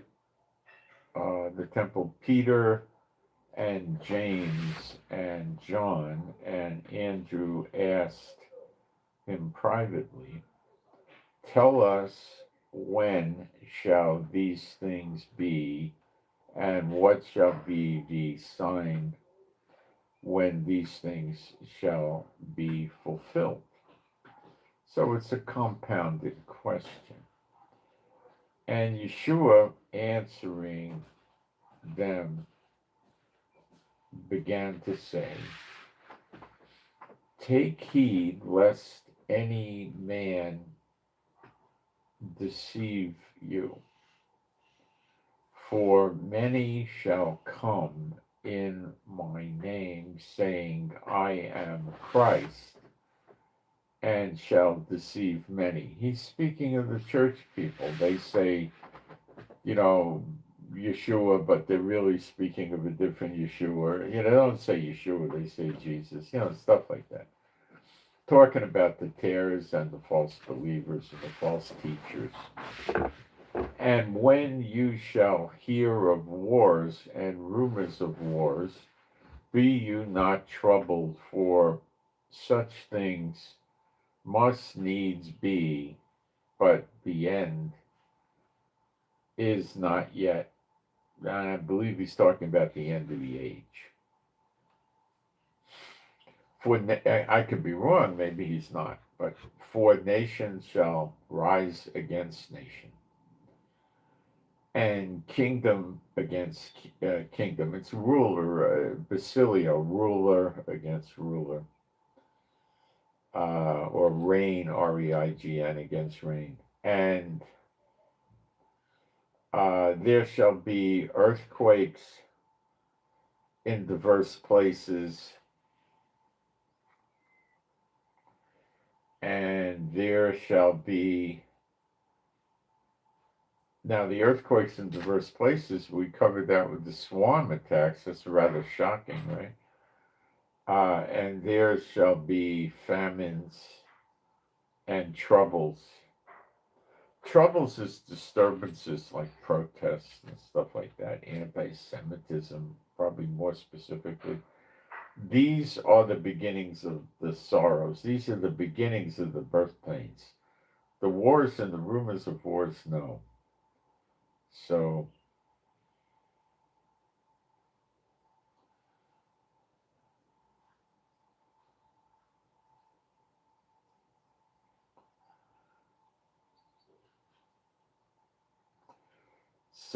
one country, one heathen country rising up against another, ruler rising up against ruler. We're seeing that all over the place. And there shall be earthquakes in diverse places. We're seeing that. And there shall be famines, hit or miss, depends where you are in the world. Not that much famine right now.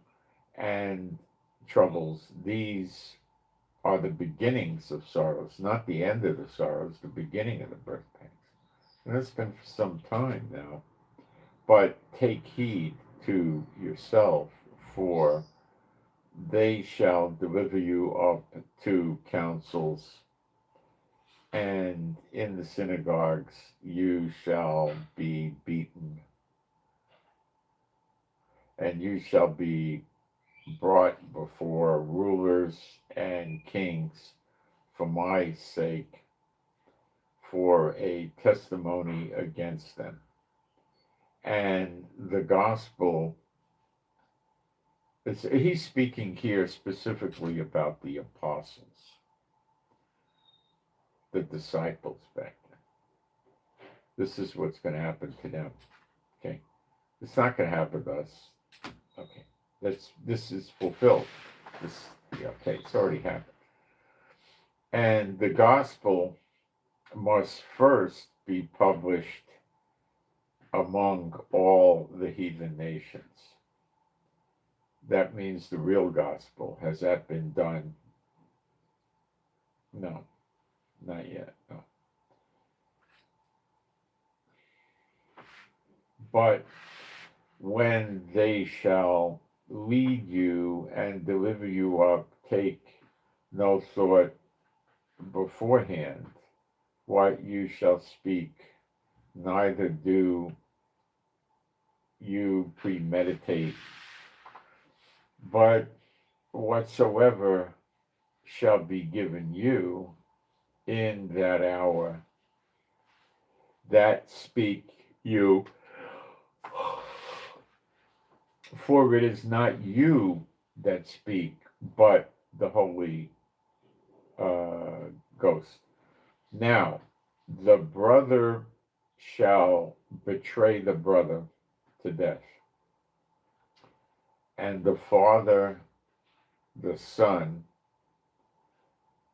and the children shall rise up against their parents, and shall cause them to be put to death. And you shall be hated for all men, hated of all men, for my name's sake. Put he that shall endure unto the end, the same shall be saved. But he that endures to the end, the same shall be saved. But when you shall see, so it's not going to be easy, okay? But when you shall see the abomination of desolation spoken of, now he's talking about the Gog and Magog, the Ezekiel 38-39, Zechariah 14, Ezekiel 8-11, the book of Joel. Abomination and desolation spoken of by Daniel the prophet, standing where it ought not. Let him that readeth and understand. Then let them that be in Judea flee to the mountains. Means they get out of town.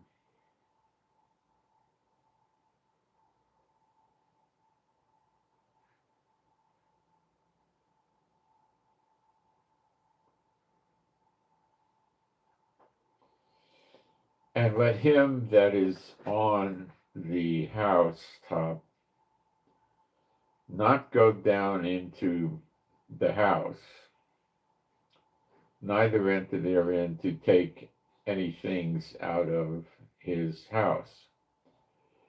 And let him that is in see, this could be 70 AD. It bounces around.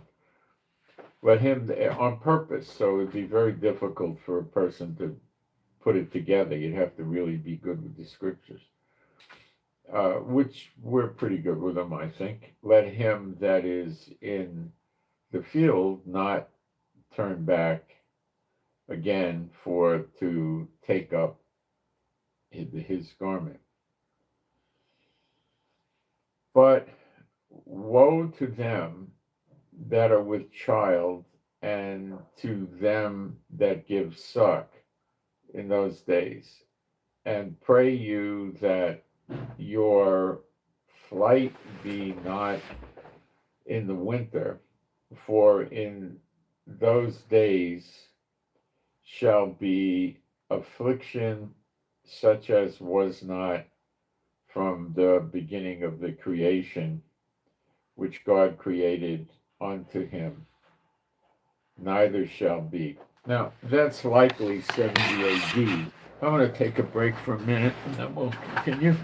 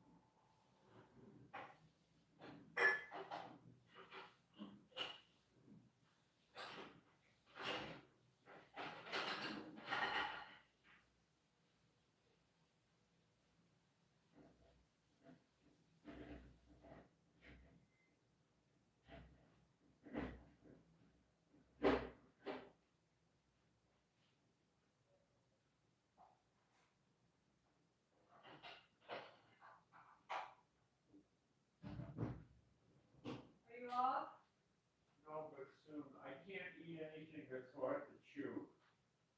Eggs, nothing? Eggs I can eat. Toast? Who? Toast? Probably not.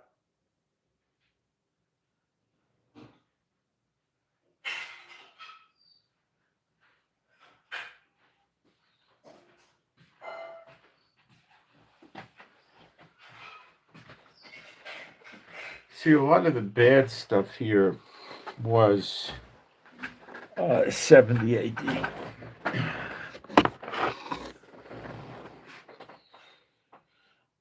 And except that the Lord had cut short those days, no flesh should be saved. Now, that should be saved is salvation. Let me explain when this happens. But for the elect's sake, whom he hath chosen, he hath shortened the days. For the elect's sake. Okay. So we've been praying that he shorten the days. Please, let's keep it up. It's very hard. We're all busted up. We all know that. Flesh should be saved. Now let's take a look at the Hebrew in the New Testament. Hebrew.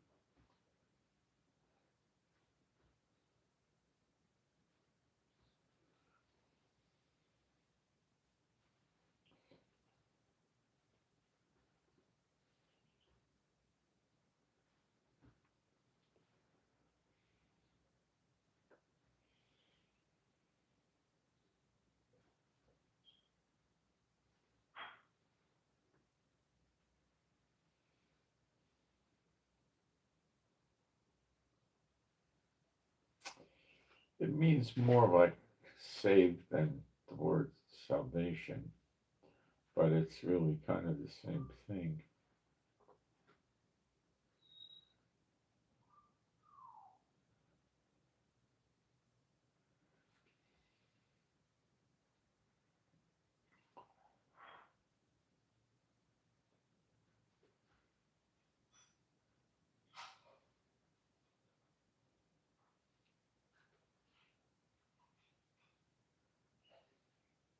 Yeah, save would be salvation. Okay, so I think he's talking about the appearing. Flesh should be saved, but for the elect's sake, whom he hath chosen, he hath shortened the days. So we'll pray for that in a minute. And then if any man shall say to you, lo, here is Christ, or lo, he is there, believe him not. For false Christs and false prophets shall rise and shall show signs and wonders to seduce, if were possible, even the elect. We're not going to fall for their garbage, okay? The elect don't fall for it, but because they have the true gospel, and they know the binding, the loosing, the demon tossing, so forth. But so they'll attack the unclean spirits if they try to do a con job. But take you heed. Behold, I have told you all things. I have foretold before, so foretold all things. But in those days after that tribulation, the sun shall be darkened, and the moon shall not give her light. Now that's Gog and Magog. Read the book of Joel. That's Gog and Magog. That's the end of the second 70 of Daniel 9:24. And the stars of heaven shall not fall, and the powers that are in heaven shall be shaken. And then shall they see the Son of Man coming in the clouds with great power and glory, and then shall he send. See, this is broken around where it says, and then they're making you think it's in a sequence. It's not really in a sequence like that. It's on purpose messed up. The then could mean at that time, but that at that time could be a different time. That's translation thing. So it says, and then shall they see the Son of Man coming in the clouds with power. That could be the Matthew 24:30 that we're waiting for. And then shall he send his angels and gather together his elect from that's what happens. That's Matthew 13, the tares and the wheat.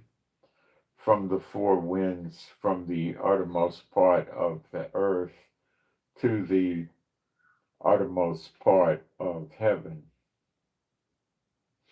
Now learn a parable of the fig tree.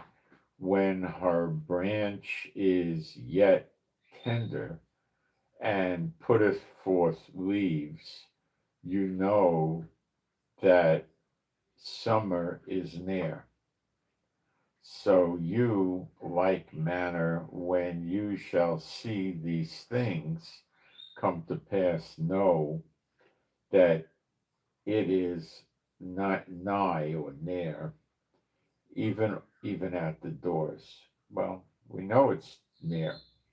Verily I say unto you that this generation shall not pass till all these things be done. That's our generation, us. Heaven and earth shall pass away, but my words shall not pass away. But of that day and hour knoweth no man, no, not the angels which are in heaven, neither the Son, but the Father. He's the only one that knows the day or the hour, but we know the seasons, and we're in season. Take you heed, watch, and pray, for you know not when the time is. For the Son of Man is as a man taking a far journey, who left his house and gave authority to his servants and to every man his work, and commanded the porter to watch. Watch you therefore, for you know not when the master of the house cometh, at evening or at midnight or at the cock crowing or in the morning, lest coming suddenly he find you sleeping. And what I say unto you, I say unto all, watch. It's very plain. We're supposed to watch. And that's what I've been doing. I don't run around calling myself the watchman. That's what I'm doing. A lot of false believers call themselves the watchman. Okay. So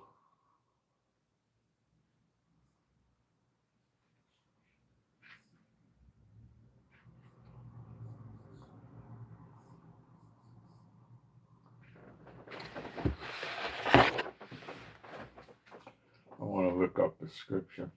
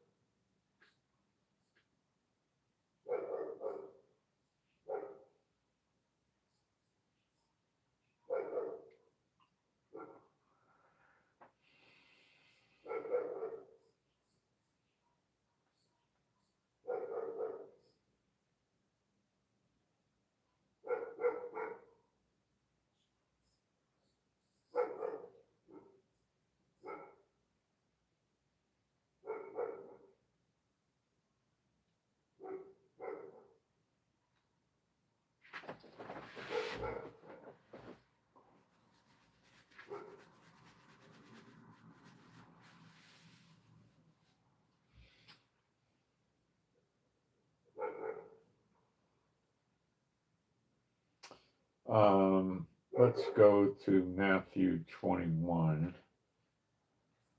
Then I'm going to have to stop. My tooth is killing me from all this talking. I mean, it's really hurting. Gosh. Oof.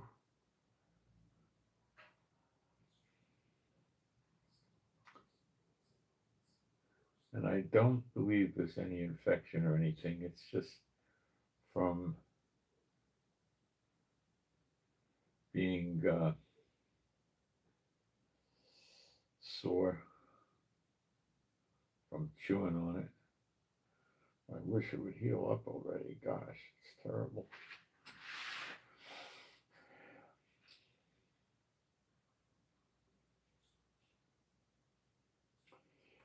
Matthew 21, verse 33. Here another parable. There was a certain householder which planted a vineyard, and hedged it round about, and digged a winepress in it, and built a tower, and let it out to husbandmen, people that worked on agriculture.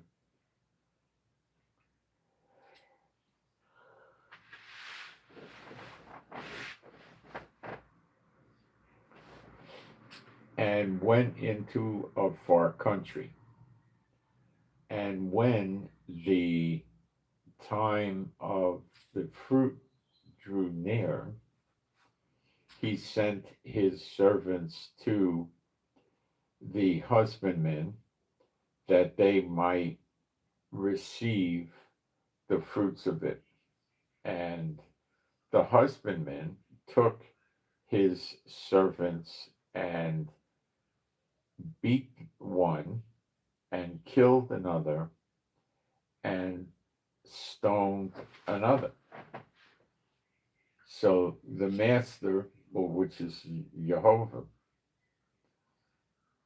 sent workers to see what's going on with the fruit, and they killed the workers, the workmen. Again, he sent other servants more than the first, and they did unto them likewise. So they beat and killed them too. But last of all, he sent unto them his son, saying, they will reverence my son, revere and respect my son, is what he's saying. But when the husbandmen saw the son, they said among themselves, this is the heir, come.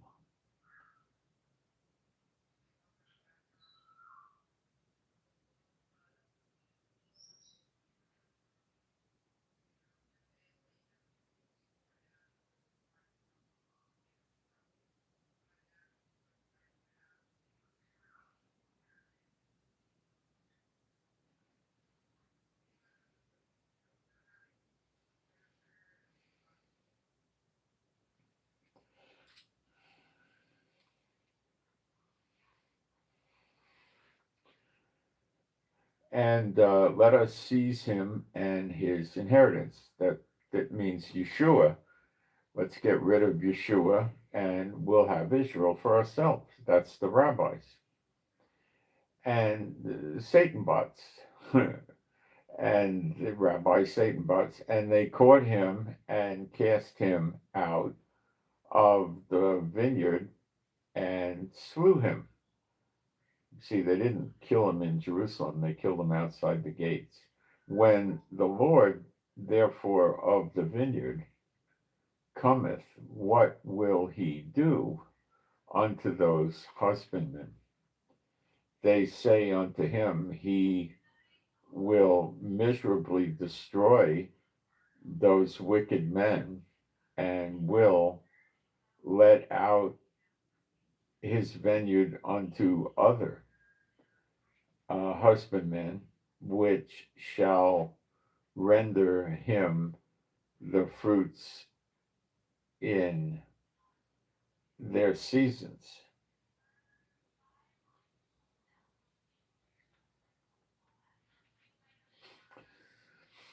Yeshua saith unto them, did you never read in the scriptures the stone which the builders rejected, the same is become the head, the corner, the head of the corner, in other words, the foundation stone. This is the Lord's doing, and it is marvelous in our eyes. Therefore I say unto you, the kingdom of God shall be taken from you and given to a nation bringing forth the fruits thereof. And whosoever shall fall on this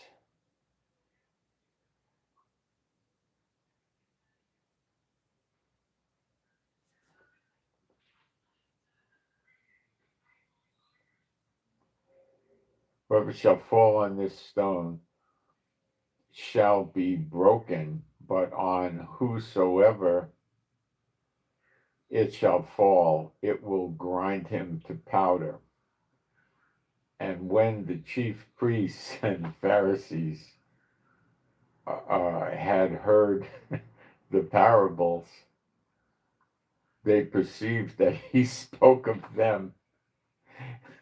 But when they sought to lay hands on him, they feared the multitude because they took him for a prophet.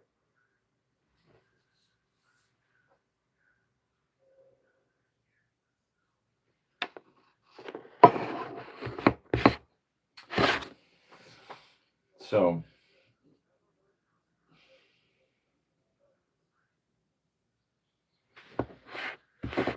let me check something here.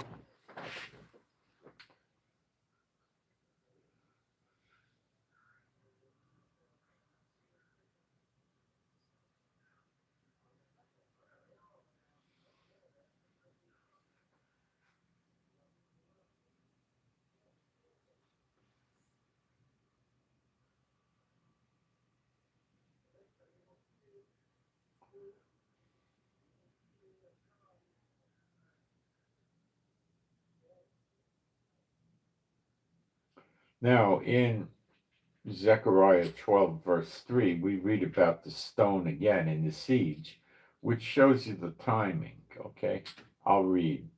And in that day will I make Jerusalem a burdensome stone. There you go. All people, all that burden themselves with it, shall be cut in pieces and miserable death, though all the people of all the goyim, the heathen of the land, shall be gathered together against it. There you go. All right. So I'll come up with a prayer for us and we'll go.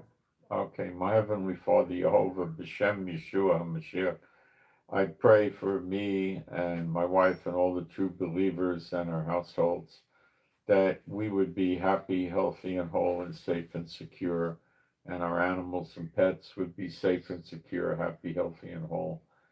And your healing and recuperative power would flow through us daily, and we would get healed of what we need to be healed of. And I ask you again, my Heavenly Father, please alleviate this pain in this tooth gum area here. It's the tooth and the gums, I guess. Please heal that. And I ask you guys to pray for that also. And I pray for strength, stamina, endurance for all of us, and that we understand the scriptures better. And you would loose off of us any works of the unclean spirits or those that serve the unclean spirits. And the unclean spirits and those that serve them would not be able to surveillance us and know what we're doing or what we did or see in our houses or place of business or know what we're up to, in it not being able to use any means that they have to do such. They can't do it. It's a failure for them. It won't work. I pray for the peace of Jerusalem and our peace, and the gifts of the Spirit pour out on us, and we walk in the gifts of the Spirit, and we preach the correct word, and signs and wonders follow. And I submit all this to you, my Heavenly Father, Hashem Yeshua HaMashiach. And you true believers can join in. And I'm going to try something different here. I don't know if it'll work. We'll try it. B'Shem Yeshua HaMashiach, my Heavenly Father Jehovah, I loose from me and my mouth all the pain. I loose it from me. B'Shem Yeshua HaMashiach, and I pray you agree with this. B'Shem Yeshua HaMashiach. Maybe that's a new way for us to do things.